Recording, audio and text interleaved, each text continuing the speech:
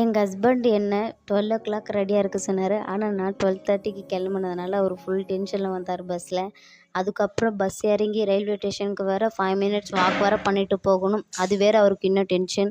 அப்புறம் railway station வந்ததுக்கப்புறம் தான் அவருக்கு டென்ஷனே கம்மியாச்சு.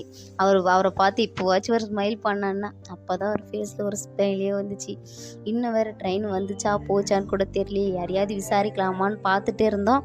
அதுக்குள்ளே பார்த்தா ட்ரெயினே வந்துடுச்சு. ட்ரெயின் வந்ததும் நாங்கள் ட்ரெயினில் ஏறி உக்காந்ததுக்கப்புறம் தான் எங்களுக்கு எல்லா டென்ஷனும் போச்சு. இப்போ நாங்கள் எங்கே போயிட்டுருக்கோன்னா தீபாவளி ஃபெஸ்டிவலுக்காக எங்கள் ஊர் வேலூருக்கு போயிட்டுருக்கோம். எனக்கு புக் பண்ணது வந்து ஜன்னல் சீட்டில் வேறு புக் பண்ணிட்டாரு. சரியான வெயில். பெங்களூர்லேருந்து ட்ரெயினில் போகிற வரைக்கும், அது பெங்களூரில் இருக்கும்போது வெயில், மழை வந்துடுச்சு. இப்போ நான் ஊருக்கு போகிறனோடனே அவ்வளோ வெயில், சரியான வெயில். இதில் வேறு பாப்பாவுக்கு சுத்தமாக ஆகாது. காற்று வேணும் அவளுக்கு அந்த ஸ்வெட்டிங் ஆகிறது, கசகசன்னு இருக்கிறதெல்லாம் ரொம்ப அவள் அழ ஆரம்பிச்சிடுவா. என்ன பண்ணுறது, பாப்பாவை இதிலேருந்து எப்படி நான் பத்திரமா ஊருக்கு கூட்டின்னு போகிறதுனே தெரியல. ஏன்னா குழந்த அழுதுகிட்டே இருக்கும். அப்புறம் தான் பார்த்தேன் ஒரு ஊருக்கும் ஒரு கிளைமேட் வந்ததை பார்த்தேன் நான்.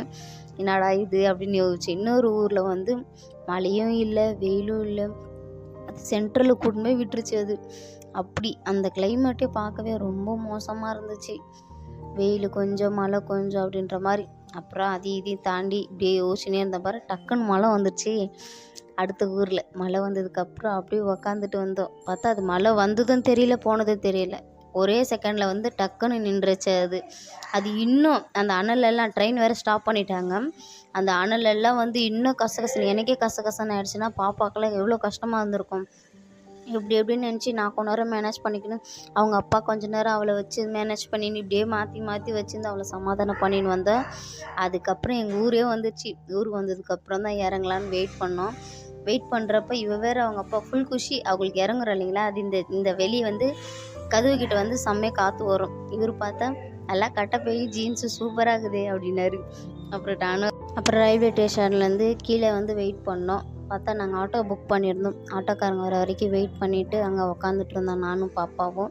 பார்த்தா மேலே எல்லாம் பார்க்கவே நல்லா இருந்துச்சு. நல்லா பேர்ட்ஸ் எல்லாம் அழகாக. இதெல்லாம் பெங்களூரில் பார்க்கவே முடியாது, ஏன்னா வீட்டுக்குள்ளேயே இருக்கிறதுனால. அப்புறம் ஆட்டோ வந்ததுக்கப்புறம் நாங்கள் வீட்டுக்கு கிளம்பிட்டோம். ஓகே, பாய்.